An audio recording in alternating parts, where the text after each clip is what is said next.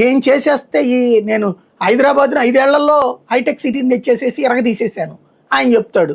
Hitech city ఏంది, అంతకుముందు హైదరాబాద్ ఏమన్నా అడుక్కుతింటుందా, లేకపోతే ఆ తర్వాత ఏమన్నా ఈయన వచ్చేసిన తర్వాత ఏమన్నా అడుక్కుతింటుందా? దాని తాత లెక్క బతుకుతున్నది. కాబట్టి ఒక నగరపు అభివృద్ధిలో నీదొక పాత్ర. ఒక ముఠామేస్త్రివి నువ్వు. ముఠామేస్త్రి నేనే బిల్డింగ్ అని నాదే బిల్డింగ్ అని చెప్పుకున్నట్టు ఉంటుంది. ఇప్పుడు అట్లాగే ఆయన చెప్పుకున్నాడు. ఆయన్ని కాదని చెప్పి ఈయన చెప్పుకోవాలనుకుంటున్నాడు. ఈయన లేదు, ఆయన అంతా ఫెయిల్యూర్ అని చెప్పాలని ఈయన అనుకుంటున్నాడు. దీనివల్ల ఏమవుతున్నదంటే ప్రజల్లో కన్విన్సింగ్ ధోరణి పోతుంది.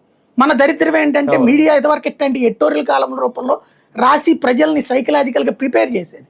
కానీ మీడియానేమో అమ్ముడే పోయిందా, లేకపోతే రాసే జర్నలిజమే చచ్చిపోయిందో ప్రజల్ని కన్విన్స్ చేయలేకపోతున్నారు వీళ్ళందరూ. దాని ఫలితమే రాజధాని చుట్టూ జరుగుతున్న చర్చ. రాజధాని అనేటటువంటిది ఆంధ్రప్రదేశ్లో ఒక చిన్న పార్టు. దాని ఆధారంగా అభివృద్ధి ఇప్పటికిప్పుడు సాధ్యం కాదని అదే చంద్రబాబు చెప్తున్నాడు, అదే జగన్మోహన్ రెడ్డి చెప్తున్నాడు. 50 ఏళ్ళు పట్టచ్చు, 70 ఏళ్ళు పట్టచ్చు, 100 ఏళ్ళు పట్టచ్చు.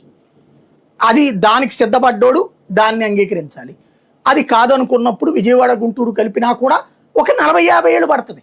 ఎంత పోయినా హైదరాబాద్ దాటి ఇప్పుడు మీ వయసు 30, నా వయసు 40.